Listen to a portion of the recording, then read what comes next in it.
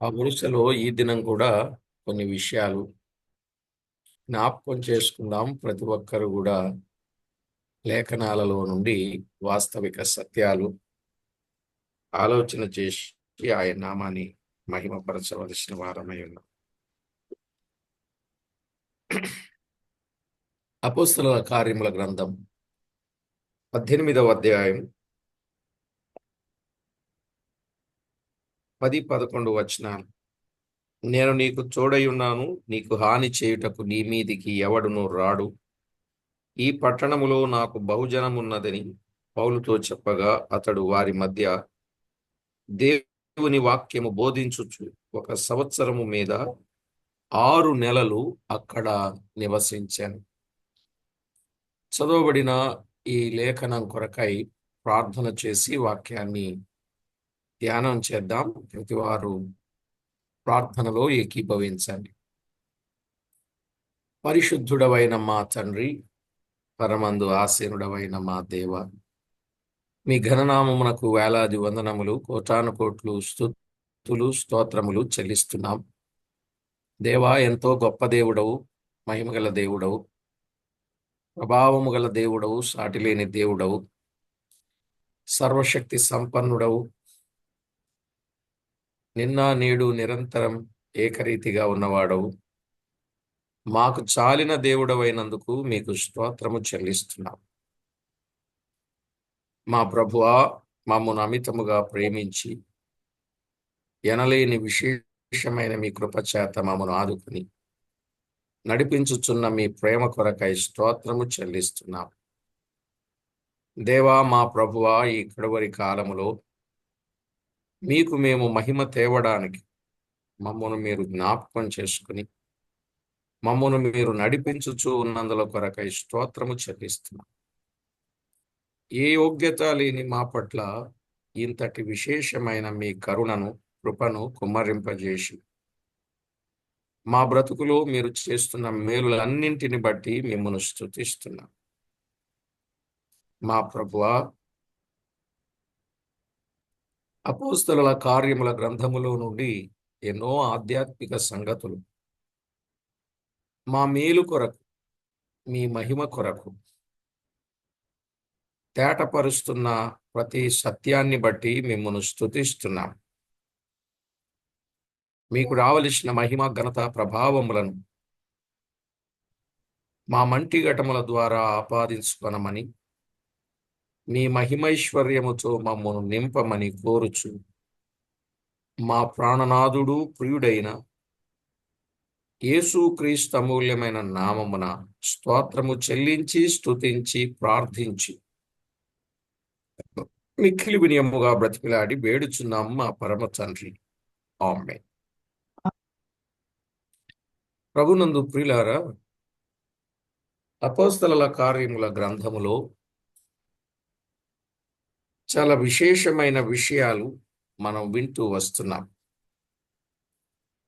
ఆ వరుసలో 11వ వచనములో అతడు వారి మధ్య దేవుని వాక్యము బోధించుచు అనే మాట మనం విన్నాం. నిజమే, దేవుని వాక్యమే బోధించాలి. యేసుక్రీస్తు ప్రభు సత్యవంతుడుగా ఉండి దేవుని మార్గమును పూర్తిగా ఎరిగినవాడై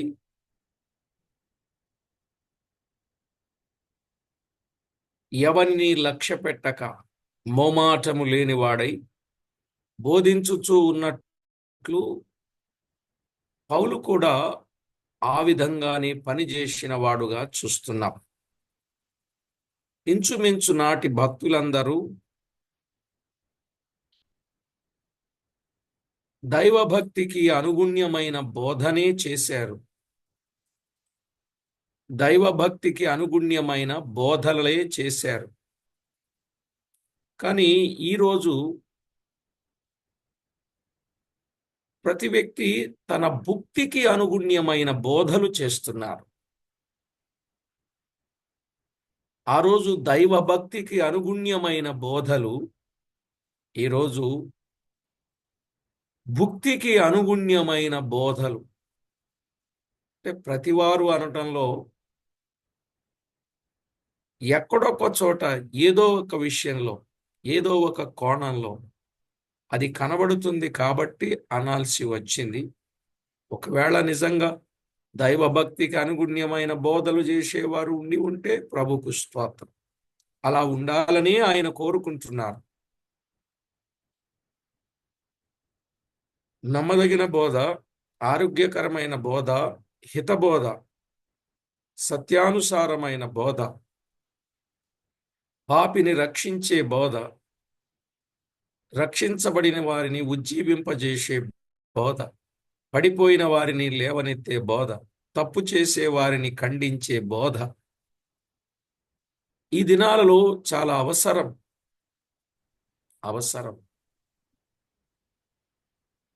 కొన్ని విషయాలు మనం లేఖన సత్యాన్ని ఆలోచన చేసినప్పుడు ఎన్నో సంగతులు మనము గుర్తిస్తాం.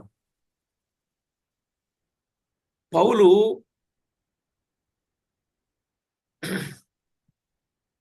కొరింథులో నిలిచి 1 సంవత్సరం 6 నెలలు అక్కడ నివసించెను అన్నాడు. 1 సంవత్సరం 6 నెలలు అక్కడ నివసిస్తూ ఉన్నాడు. క్రీస్తు శకం 51లో తెస్సలోనికలకు రాసిన మొదటి పత్రిక, క్రీస్తు శకం 52లో తెస్సలోనికయ పత్రిక వ్రాశాడు. క్రీస్తు శకం 51లో తెస్సలోనికయలకు రాసిన తెస్సలోనికయ పత్రిక, క్రీస్తు శకం 52లో తెస్సలోనికయలకు రాసిన 2వ పత్రిక మనము చూడొచ్చు. అక్కడ కొరింథులో మాత్రమే కాకుండా చుట్టుప్రక్కల కొన్ని స్థలాల్లో పనిచేసి సంఘములు స్థాపించియుండును. ఆయన ఎక్కడికి వెళ్ళి పనిచేసినా అక్కడ సంఘములు స్థాపించబడేవి. కొరింథుకు 8 మైళ్ళ దూరములో, కొరింథు పట్టణానికి 8 మైళ్ళ దూరములో కెంక్రేయలో కూడా సంఘము ఉన్నట్లు రోమాపత్రిక 16వ అధ్యాయము 1-2 వచనాలలో చూడగలం. కొరింథునకు 8 మైళ్ళ దూరములో కెంక్రేయలో కూడా సంఘమున్నట్లు అపోస్తల కార్యాలు 16వ అధ్యాయం 1-2 వచనాలలో మనకు ఆ సత్యం తెలుస్తుంది. ఈ సంఘము కూడా పౌలు వలన స్థాపించబడిందని మనకు తెలియవస్తుంది. ఈ సంఘం కూడా పౌలు వలన ఏర్పడింది. పౌలు ఎఫెసులో 3 సంవత్సరాలు పనిచేశాడు. పౌలు ఎఫెసులో 3 సంవత్సరాలు పనిచేశాడు. అప్పుడు ఎఫెసు మాత్రమే కాకుండా దాదాపు ఆసియా అందంతటా, అనగా చిన్న ఆసియా అందంతటా బహుజనములను ఒప్పించి త్రిప్పియున్నాడు. చిన్న ఆసియా అందంతటా బహుజనములను ఒప్పించి త్రిప్పాడు. 19వ అధ్యాయం 10వ వచనం చూడండి.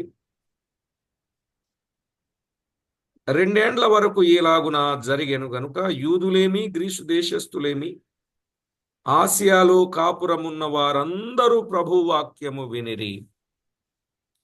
ఆసియాలో ఉన్న వారందరూ ప్రభువాక్యము వినిరి అన్నాడు. ఆసియాలో ఉన్న వారందరూ ప్రభువాక్యాన్ని విన్నారు. 18వ అధ్యాయం 26వ వచనంలో ప్రిస్కిల్లా అకులయు విని అతని చేర్చుకుని దేవుని మార్గము పూర్తిగా విశదీకరించిరి అని మనం చూస్తున్నాం. 20వ అధ్యాయం 31, 20వ అధ్యాయం 31 అపోస్తలుల కార్యముల గ్రంథమే. అక్కడ వ్రాయబడిన మాట చూడండి. పౌలు ఏమని చెప్పాడు ఎఫెసు సంఘ పెద్దలను పిలిపించి, కావున నేను 3 సంవత్సరములు రాత్రింబగళ్ళు కన్నీళ్లు విడిచుచు ప్రతి మనుషునికి మానక బుద్ధి చెప్పి తినని మీరు జ్ఞాపకము చేసుకొని మెలకువగా ఉండుడి అన్నాడు. 3 రాత్రింబగళ్ళు అనలేదండి, 3 సంవత్సరములు రాత్రింబగళ్ళు కన్నీళ్లు విడిచుచు ప్రతి మనుషునికి మానక బుద్ధి చెప్పాడట. 3 సంవత్సరములు ఎఫెసులో నిలిచి పనిచేశాడు. ఇక్కడ మిలేతుకు ఎఫెసు సంఘ పెద్దలను పిలిపించి వారికి అందిస్తున్న సందేశం ఇది. కాబట్టి ప్రభునందు ప్రియులారా, పౌలు ఆసియా యందంతటా పనిచేశాడు. ఆ పనిలో కొందరు పట్టబడ్డారు, ఆయన ద్వారా పట్టబడిన వారు పనిచేశారు, ఆయన జతపని వారు పనిచేశారు. ఇలాగూ అందరూ కలిసి పనిచేసి ఆసియా యందంతటా బహు జనములను ఒప్పించి త్రిప్పారు. ఆసియా యందంతటా జనములను ఒప్పించి త్రిప్పారు. ఆ సమయములోని 13వ వచనములో, గల్లియోను అకయకు అధిపతిగా ఉన్నప్పుడు యూదులు ఏకీభవించి పౌలు మీదికి లేచి న్యాయపీఠము ఎదుటకు అతన్ని తీసుకొని వచ్చి, గల్లియోను అతడు చాలా మంచి జ్ఞాని, నిస్వార్థపరుడట. గల్లియోను అతడు మంచి జ్ఞాని, అలాగే నిస్వార్థపరుడు. ఎవరిని బాధింపక పరిపాలన చేయుచూ ఉండేవాడట. ఎవరిని బాధించేవాడు కాదు. ఈయన క్రొత్తగా అకయాకు అధిపతిగా వచ్చినవాడు. అతడు తత్వజ్ఞాని. అయితే యూదా మతంలో, క్రైస్తవ్యంలో అతనికి పట్టింపు శ్రద్ధ లేదు. అతడికి యూదా మతంలో అంటే క్రైస్తవ్యంలో అతనికి పెద్దగా పట్టింపు శ్రద్ధ లేదు. అందువల్ల ఈ క్రొత్త అధికారి వల్ల పౌలును శిక్షింపచేయుట సులభమని యూదులందరూ తలంచారట. ఎందుకంటే ఈయనకి ఈ విషయాలు పూరాగా తెలియదు, అంతగా శ్రద్ధ లేనివాడు. కాబట్టి ఇతన్ని ఏ విధంగానైనా ఇతని కాలంలో పౌలును శిక్షించాలని పౌలును అతని ఎదుటకు తీసుకుని వచ్చి, వాడు ధర్మశాస్త్రమునకు వ్యతిరేకముగా దేవుని ఆరాధించుటకు జనులను ప్రేరేపించుచున్నాడని చెప్పారట. 13వ వచనం, వీడు ధర్మశాస్త్రమునకు వ్యతిరేకముగా దేవుని ఆరాధించుటకు జనులను ప్రేరేపించుచున్నాడని చెప్పిరి. చూడండి ప్రియులారా, ఎక్కడికి తెచ్చారు? న్యాయపీఠము దగ్గరకు తెచ్చారు. పౌలును న్యాయపీఠము దగ్గరకు తెచ్చి వారు మాట్లాడుచున్న మాట చూడండి. నిజమే, యథార్థవాది, బంధు విరోధి అన్నట్టుగా యూదులే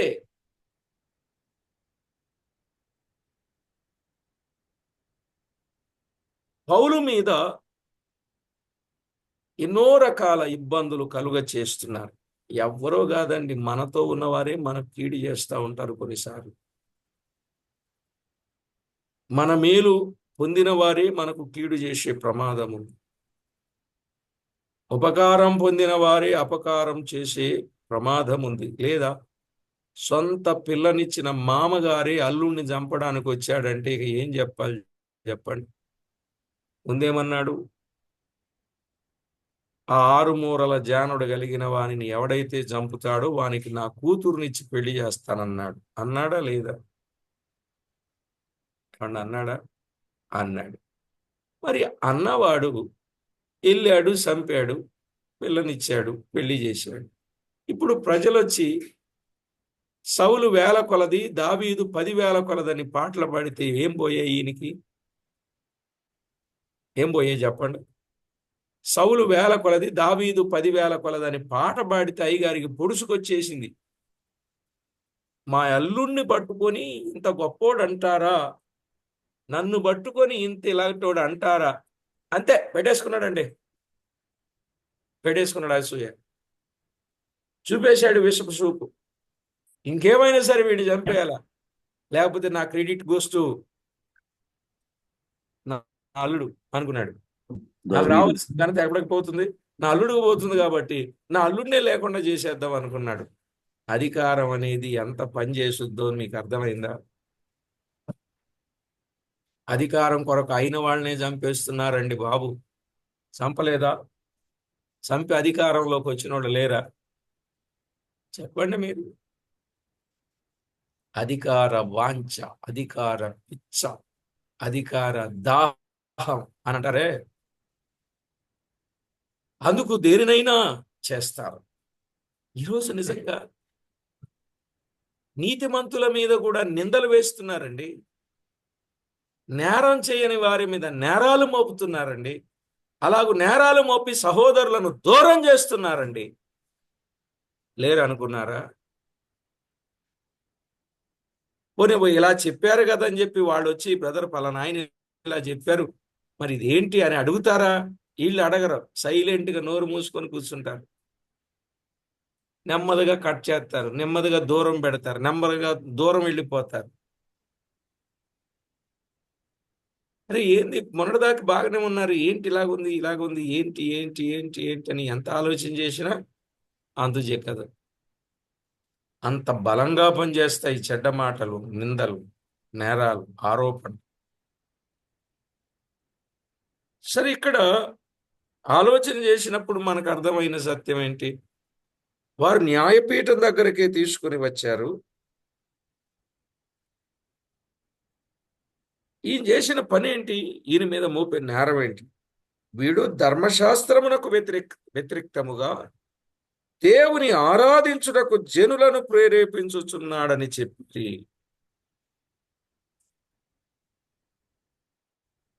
పౌలు చేసిన నేరం కనపడుతుందా అండి మీకు? ఏం చేస్తున్నాడు?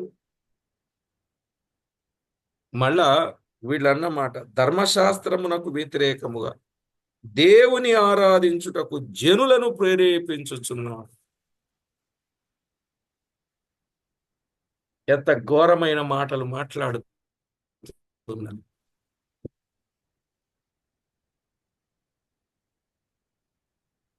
యెరూషలేములో యూదులు కూడా పౌలును గురించి అలాగే తలంచిన సందర్భం అక్కడ కూడా 21వ అధ్యాయం 21వ వచనం చూడండి. 21 అన్యజనులలో ఉన్న యూదులు తమ పిల్లలకు సున్నతి చేయకూడదని, మన ఆచారముల చొప్పున నడవకూడదని నీవు చెప్పుట వలన వారందరూ మోషేను విడిచిపెట్టవలన నీవు బోధించుచున్నట్టు వీరు నిన్ను గూర్చి వర్తమానము విని ఉన్నారు. ఏమంట? యూదులు తమ పిల్లలకు సున్నతి చేయకూడదనియు, మన ఆచారముల చొప్పున నడవకూడదనియు నీవు చెప్పుట వలన. ఏం చెప్పాడంట? యూదులు తమ పిల్లలకు సున్నతి చేయకూడదు, మన ఆచారముల చొప్పున నడవకూడదని చెప్పాడట. 28వ వచనం. ఇశ్రాయేలీయులారా, సహాయము చేయరండి, ప్రజలకును ధర్మశాస్త్రమునకును ఈ స్థలమునకును విరోధముగా అందరికిని అంతటను బోధించుచున్నవాడు వీడే. మరియు వీడు గ్రీసు దేశస్థులను దేవాలయములోనికి తీసుకుని వచ్చి, గ్రీసు దేశస్థులంటే అన్యులు, వీరిని దేవాలయములోనికి తీసుకుని వచ్చి ఈ పరిశుద్ధ స్థలమును అపవిత్రపరిచి ఉన్నాడని కేకలు వేసిరి. గమనించారా? ఇతడు ఏం చేస్తున్నాడు? ధర్మశాస్త్రమునకు వ్యతిరేకముగా దేవుని ఆరాధింపజేయడానికి పూనుకున్నాడు. 2, యూదులైన వారి తమ చిన్న పిల్లలకు సున్నతి చేయకుండా ఉండాలని చెబుతూ ఉన్నాడు. 3, ధర్మశాస్త్ర సంబంధమైన ఆచారముల చొప్పున నడవకూడదని చెబుతూ ఉన్నాడు. 4, గ్రీసు దేశస్థులైన వారిని దేవాలయములోనికి తీసుకొస్తున్నాడు. వారు రాకూడదు, యూదులే ప్రవేశించాలి, కానీ అన్యులను తీసుకొస్తున్నాడు. 4, ఎన్ని నేరాలు మోపారో చూడండి. మీకు అర్థమైందండి? 4 రకాల నేరాలు ఆయన మీద మోపాడు. ప్రియులారా, సత్యం వధ, ధర్మం చెర అని విన్నారా ఎప్పుడైనా? ఈ స్లోగన్ విన్నారా? ఓ, సత్యం వధ, ధర్మం చెర అన్న చందంగా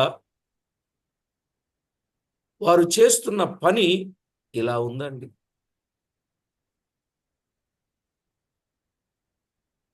నిజంగా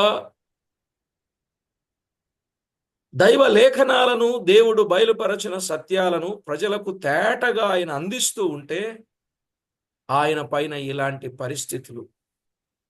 అందుకే ఈరోజు కూడా చాలా మంది సత్యం చెప్పడానికి పూనుకోవట్లేదు.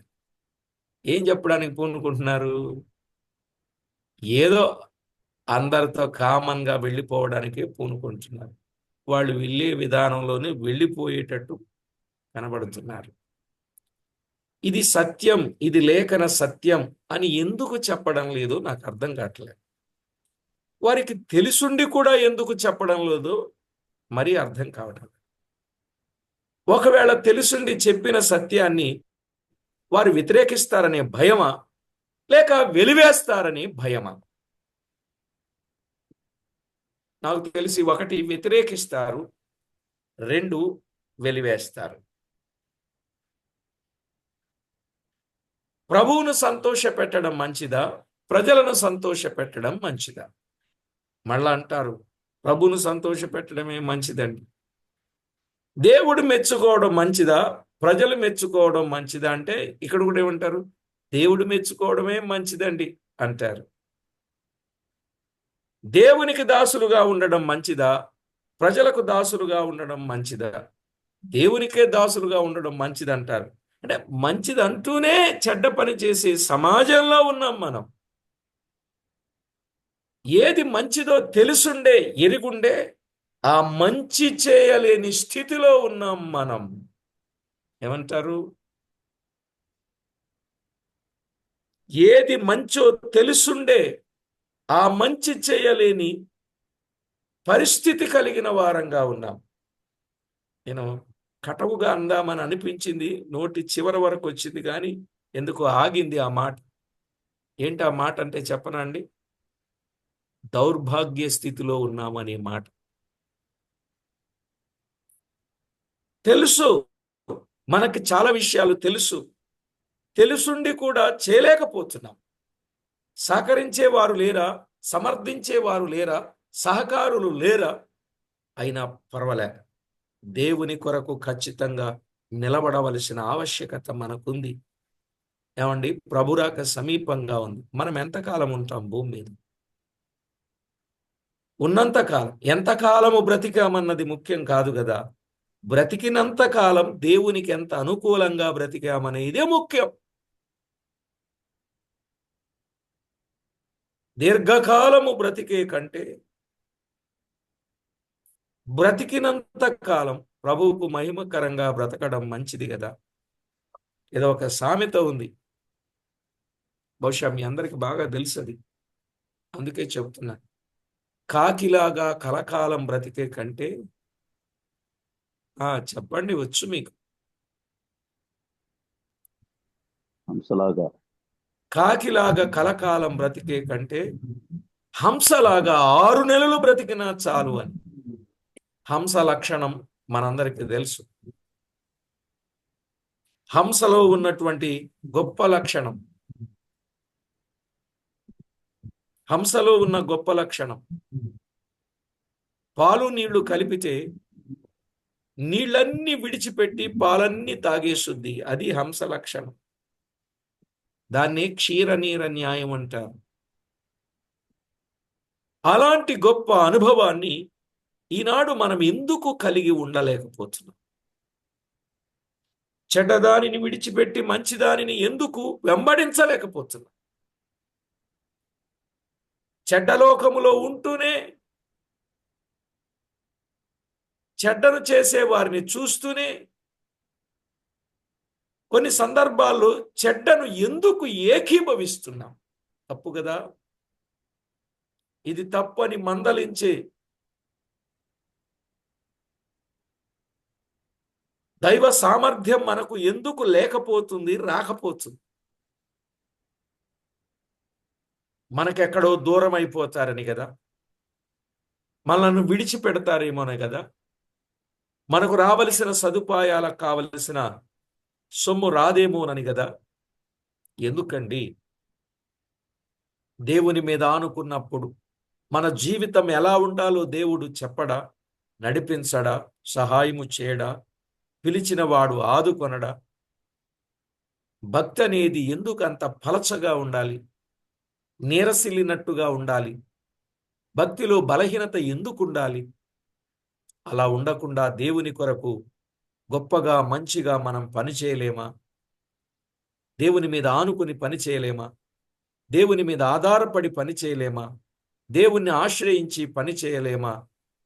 పౌలును చూడండి, 4 రకాల నేరాలు ఆయన మీద మోపినా ఆయన మాత్రం, అక్కడున్న మాట, వ్రాయబడిన మాట 18వ అధ్యాయం 14వ వచనం. పౌలు నోరు తెరచి మాటలాడబోగా గల్లియోను, యూదులారా, ఇది ఒక అన్యాయము గాని చెడ్డ నేరము గాని అయిన ఎడల నేను మీ మాట సహనముగా వినుట న్యాయమే. ఆయనకు అర్థమవుతుందండి, పౌలు చెప్పింది అబద్ధమని.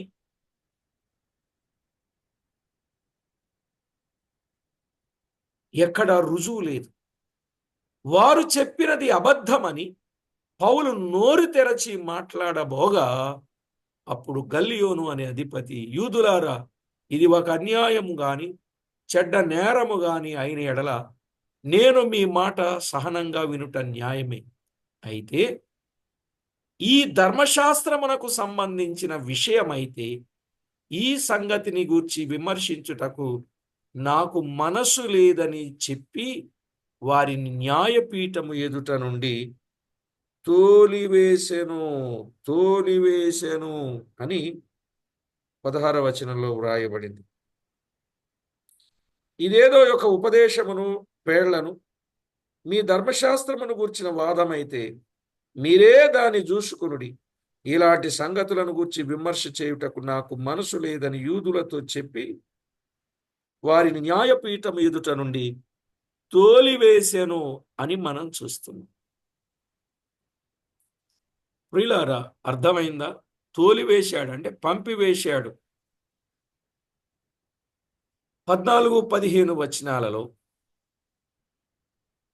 మనం ఆలోచన చేసినప్పుడు ఈ సంగతిని గురించి విమర్శించుటకు నాకు మనసు లేదు అన్నాడు.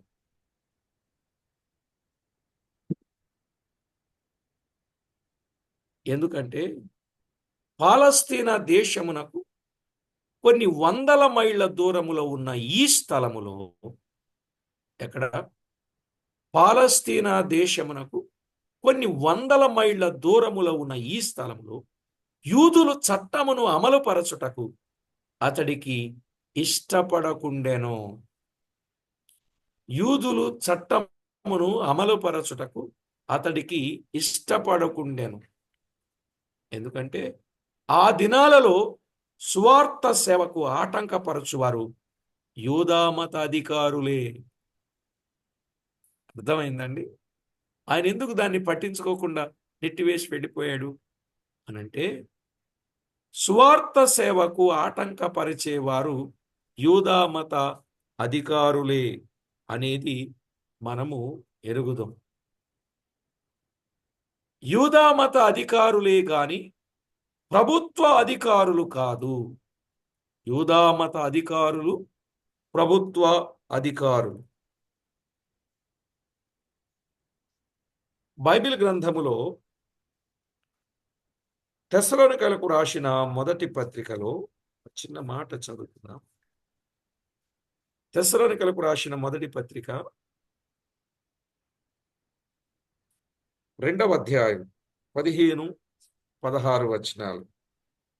మీరు మీ సొంత దేశస్థులను ఆ యూదులు 15వ వచనం, ఆ యూదులు తమ పాపములను ఎల్లప్పుడూ సంపూర్తి చేయుటకై ప్రభువైన యేసును ప్రవక్తలను చంపి మమ్మును హింసించి అన్యజనులు రక్షణ పొందుటకై వారితో మేము మాటలాడకుండా మమ్మును ఆటంకపరచుచు. ఎవరండి? ఎవరో మీకు అర్థమైందా?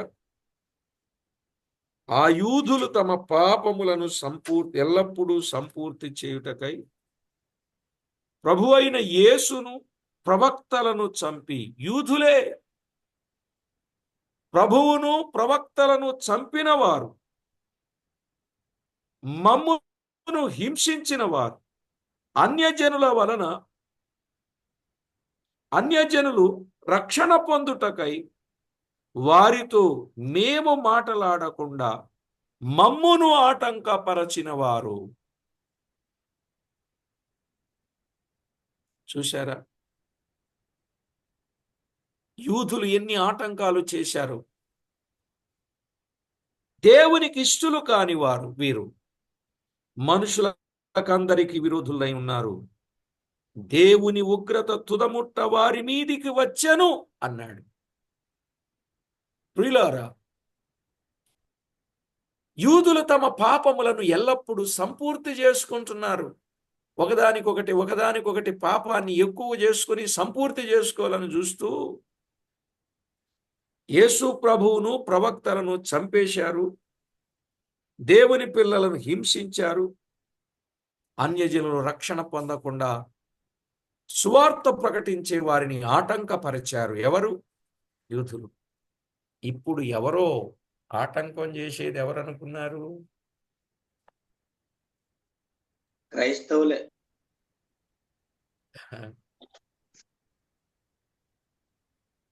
క్రైస్తవులే.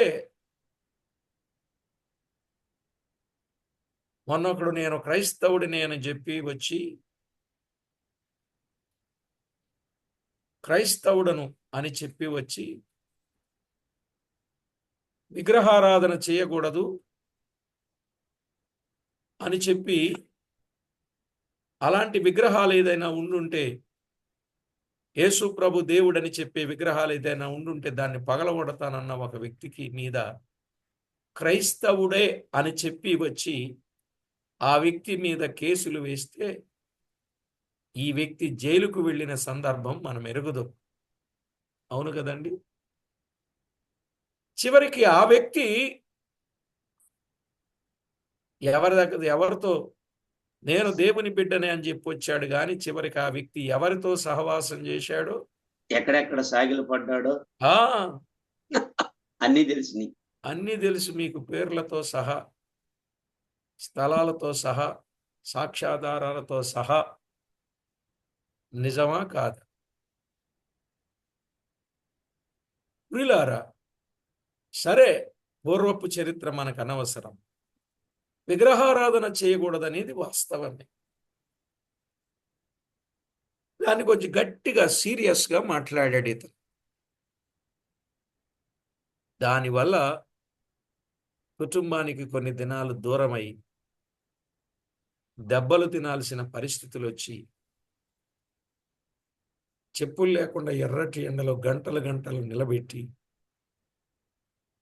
మైగ్రేన్ తలపోటు ఉన్నప్పటికీ టాబ్లెట్ కూడా ఇవ్వకుండా చాలా ఇబ్బంది పెట్టారని బయటకు వచ్చాక సాక్ష్యం చెప్తే విన్నానండి నేను. నిజమా కాదు? నిజమే.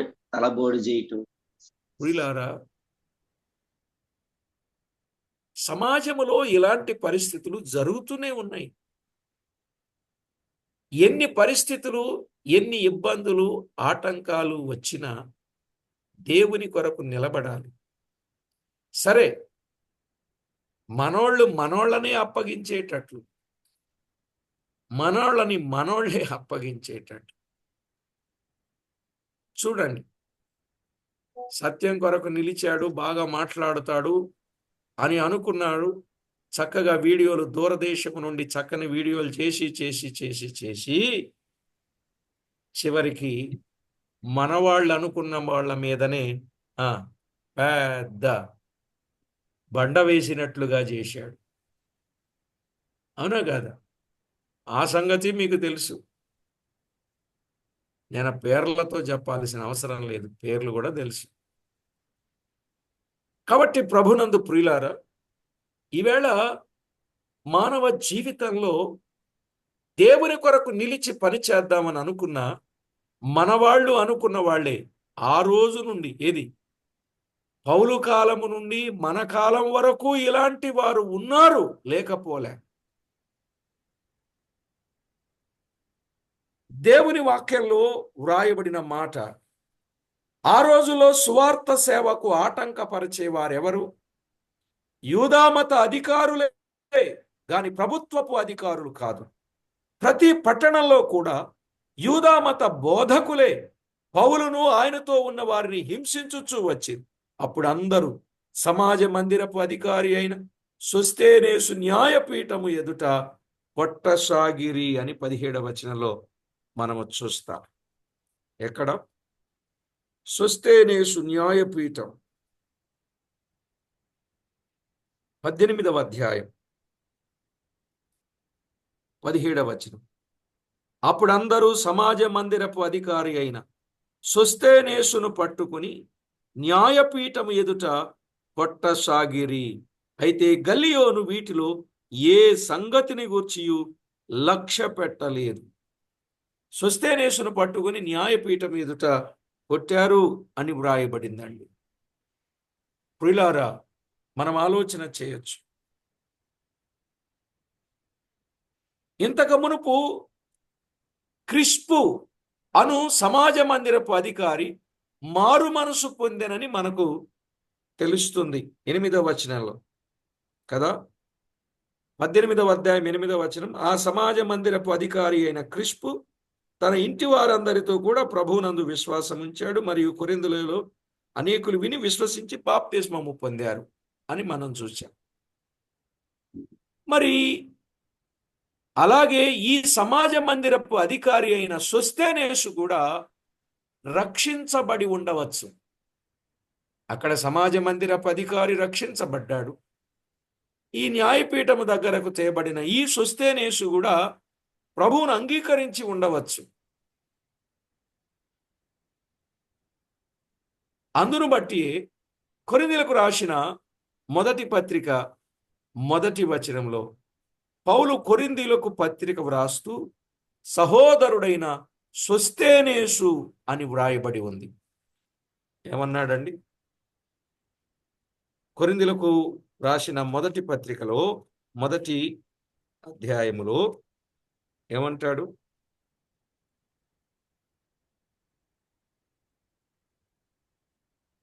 మొదటి వచనములో, దేవుని చిత్తము వలన యేసుక్రీస్తు యొక్క అపోస్తలుడుగా నుండుటకు పిలువబడిన పౌలును సహోదరుడైన సోస్తేనేసు. ఈ సహోదరుడు పౌలు ఉదరములో నుండి వచ్చినవాడు అని, తాను పౌలు దగ్గర తీర్మానము చేశాడు అని కొన్ని ఆధారాలను బట్టి మనము గమనించవచ్చు. అయితే ఇక్కడ ఈ సోస్తేనేసు దెబ్బలు తిన్నాడు. దేవుని కొరకు దెబ్బలు తిన్న సమాజ మందిరపు అధికారి. క్రిస్పు దెబ్బలు తిన్నట్టు మనం అక్కడ చదవలేదు కదా, చదివేమా? చూడండి.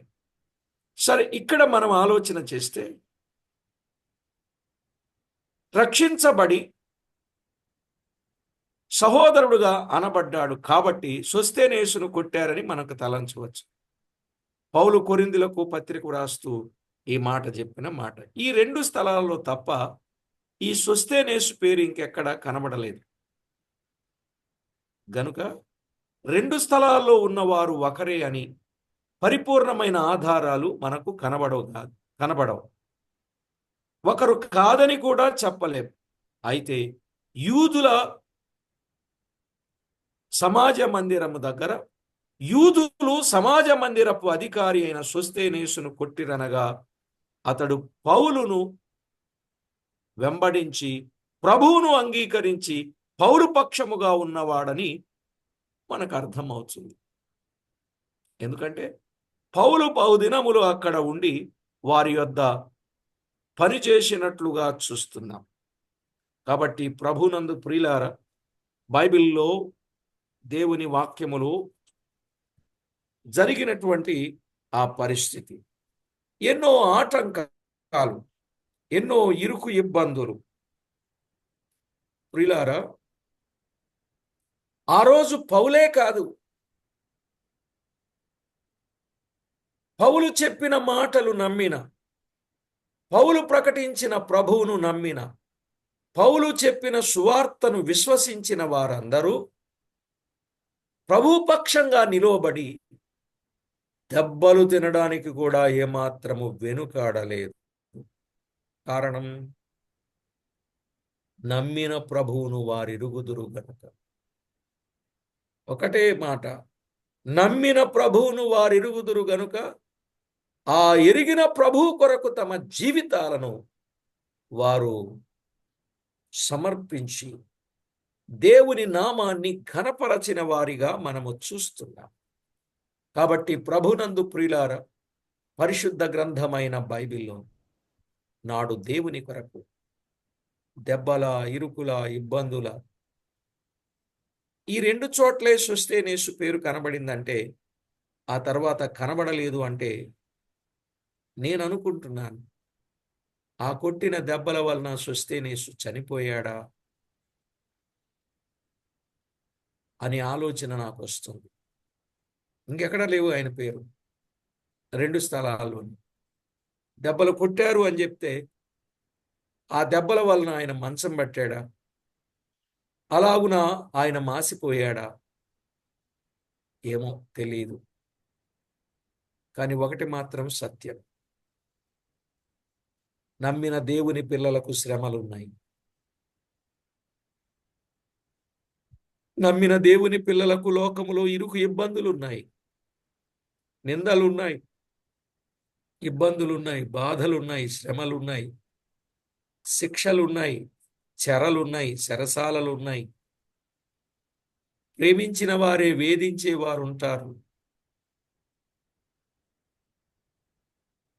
గొప్పగా చెప్పిన నోరే మన మీద దూషణ మాటలు పలికే నోరుగా మారుద్ది. ఎన్ని ఏమైనా ప్రభు కొరకు నమ్మకంగా నిలబడదాం.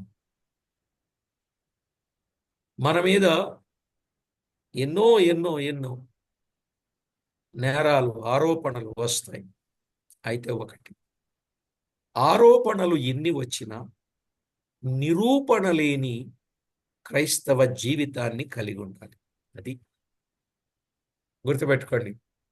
ఆరోపణలు ఎన్ని రానివ్వండి, నిరూపణ లేని జీవితాన్ని జీవిద్దాం.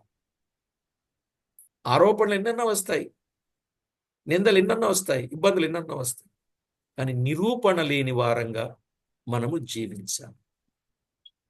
ప్రియులారా, మన ప్రభువు మీద ఎన్ని ఆరోపణలు వచ్చాయండి. న్యాయస్థానాల దగ్గరకు తీసుకొని వెళితే వారేమన్నారు, ఇతని యందు ఏ నేరము కనపడటం లేదు అన్నారా లేదా? పిలాతుకు కనబడలేదు.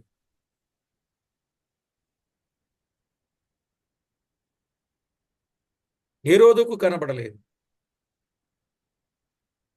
ఎవరికీ కనబడలేదు. నేరం చేస్తే కదా కనపడడానికి. నేరాలు ఎన్నో. యేసు ప్రభువును నిజంగా అబద్ధ సాక్ష్యములు కల్పించి ఎన్ని మాటలు అనిపించారండి ప్రభువుని. ప్రభుకు స్తోత్రం. ఆయనే మనకు గొప్ప మాదిరండి.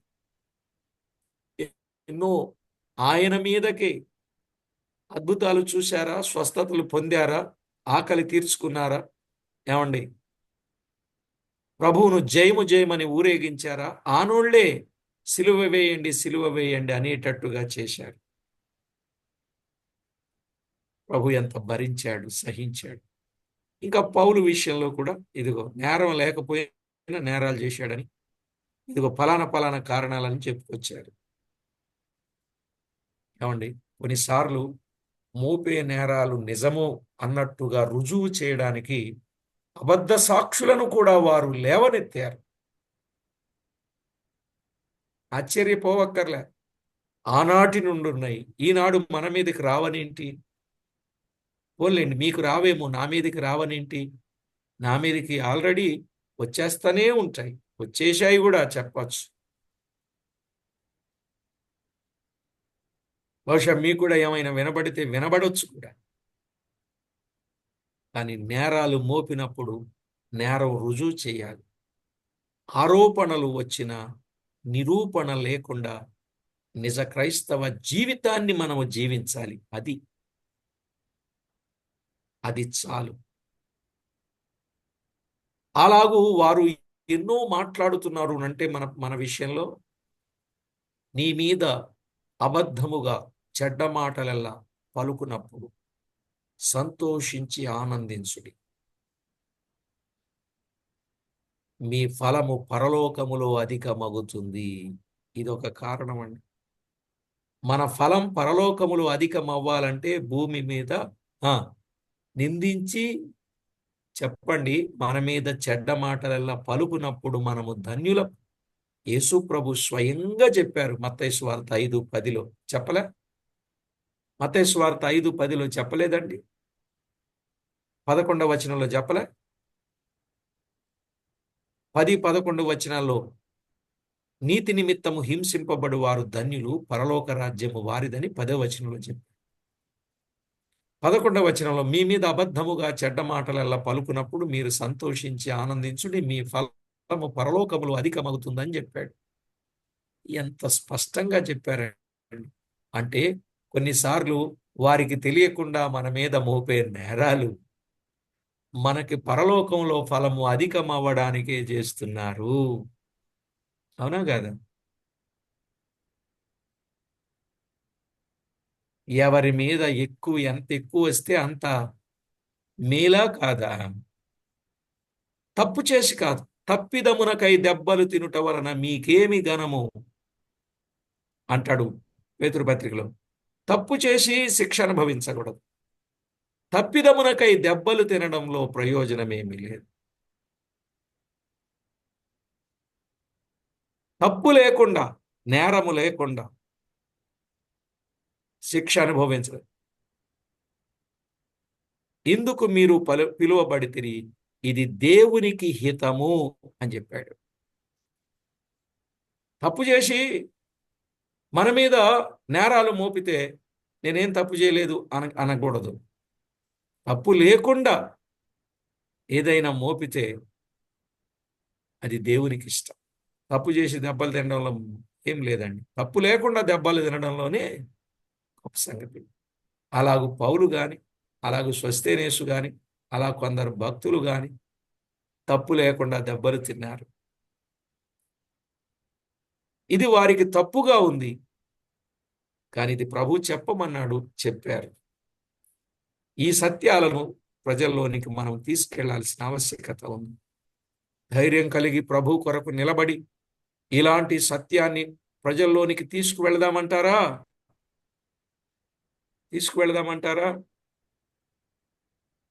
దానికి మీరందరూ సహకారులుగా ఉంటారా?